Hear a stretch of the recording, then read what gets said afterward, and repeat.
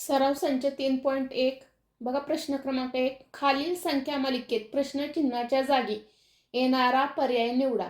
या ठिकाणी बघा प्रश्न क्रमांक 8, 6, 12, 30 आणि 56 आणि प्रश्नचिन्हाच्या जागी कोणती संख्या येणार हे काय करायचं तर आपल्याला सांगायचं। आता या ठिकाणी काय केलंय तर 2 चा वर्ग केलेला आहे। 2 चा वर्ग 4, 4 अधिक 2 बरोबर 6 अशा पद्धतीने 6 या ठिकाणी आलेले आहे। त्यानंतर बघा 3 चा वर्ग केलेला आहे। 3 चा वर्ग 3 त्रिक 9 अधिक 3 बरोबर 12। त्याच्यानंतर पुढची संख्या येते की 30 आहे। मग काय येणार 5 चा वर्ग 25 अधिक 5 बरोबर 30। त्याच्यानंतर पुढची जी संख्या आहे ती किती तर 56 आहे। मग 7 चा वर्ग 7 7 49 अधिक 7 बरोबर 56। त्याच्यानंतर आता प्रश्नचिन्हाच्या जागी कोणती संख्या येईल तर या ठिकाणी काय होईल 11 चा वर्ग येईल।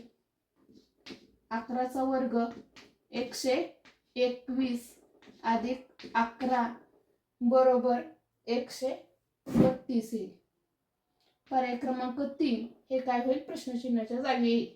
मग पर्याय क्रमांक 3 हे काय होईल 8व्या प्रश्नाचं उत्तर येईल। प्रश्न क्रमांक 9 52, 54, 58, 60 आणि प्रश्नचिन्हाच्या जागी कोणती संख्या येईल तर या ठिकाणी बघा 52 ते 54 यामधील जे अंतर आहे ते 2 संख्येचं अंतर आहे। त्यानंतर 54 ते 58 मध्ये 4 संख्येचं अंतर आहे। पुन्हा 58 ते 60 मध्ये 2 संख्येचं अंतर आहे आणि 60 ते नंतरची पुढची संख्या येणार आहे ती किती येईल तर 4 संख्येचं अंतर असणारी संख्या म्हणजे 64 येईल। म्हणजे पर्याय क्रमांक 3 हे काय होईल या प्रश्नाचं उत्तर येईल। या ठिकाणी 4 संख्येचं अंतर येईल म्हणजे 2 4 2 4 असं काय केलंय या प्रश्नामध्ये संख्येचं अंतर दिलेलं आहे। म्हणून पर्याय क्रमांक 3 हे काय होईल या प्रश्नाचं उत्तर येईल। प्रश्न क्रमांक 10 321, 417, 522 आणि प्रश्नचिन्हाच्या जागी कोणती संख्या येईल ते आपल्याला लिहायचं आहे। या ठिकाणी या संख्येचं निरीक्षण केल्यानंतर आपल्या असं लक्षात येतं की ह्या संख्या 3 ने निशेष भाग जाणारे आहेत। 321, 417 आणि 522 ह्या संख्या काय तर 3 ने निशेष भाग जाणारे संख्या। म्हणून पुढची पण जी संख्या येईल ती काय तर 3 ने निशेष भाग जाणारी संख्या असणार आहे। म्हणून पर्याय क्रमांक 2 हे काय होईल या प्रश्नाचं उत्तर येईल। प्रश्न क्रमांक 11 पहा 1 3 6 10 प्रश्नचिन्ह आणि 21।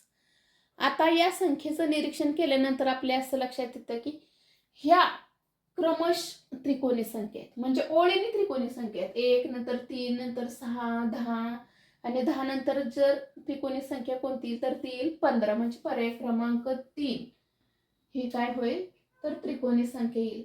21 ह्या काय तर ओळीने येणाऱ्या म्हणजेच क्रमाने येणाऱ्या काय तर त्रिकोणी संख्या आहेत। म्हणून पर्याय क्रमांक 3 हे काय होईल या प्रश्नाचं उत्तर येईल। प्रश्न क्रमांक 12 पहा या ठिकाणी 1 8 27 64 प्रश्नचिन्ह आणि 216 अशी संख्या दिली। बघा या ठिकाणी काय केले तर घन दिलेले आहेत। 1 चा घन 1च, त्यानंतर बघा 2 चा घन 8, 3 चा घन 27, 4 चा घन 64 या ठिकाणी काय येईल मग 5 चा घन येईल। 5 चा घन किती तर 125 म्हणजेच पर्याय क्रमांक 4 हा येईल। त्यानंतर 6 चा घन किती तर 216 म्हणजेच या प्रश्नाचं उत्तर आहे पर्याय क्रमांक 4 5 चा घन 125। प्रश्न क्रमांक 13 पहा 2/3 5/6 11/30 आणि प्रश्नचिन्ह दिलेले आहे। या ठिकाणी बघा अंश आणि छेद यांची काय केली तर बेरीज केली। 2 अधिक 3 5 या ठिकाणी मांडले। 2 चा आणि 3 चा गुणाकार केलाय 2 त्रिक 6 छेदस्थानी मांडलेला आहे। पुन्हा या ठिकाणी बघा 5 आणि 6 ची काय केलेली तर बेरीज केली। 5 अधिक 6 11 या ठिकाणी मांडले। त्याच्यानंतर बघा 5 गुणिले 6 केले 5 36 या ठिकाणी मांडले। आता मग प्रश्नचिन्हाच्या जागी काय येईल तर बघा 11 अधिक 30 किती होतील तर 41 होतील। आणि 11 × 30 केल्यानंतर छेदस्थानी किती येईल तर 330 येईल. मग हा पर्याय कुठे पहा, तर पर्याय क्रमांक 2 मध्ये आहे. म्हणून या प्रश्नाचं उत्तर किती येईल तर पर्याय क्रमांक 2 येईल.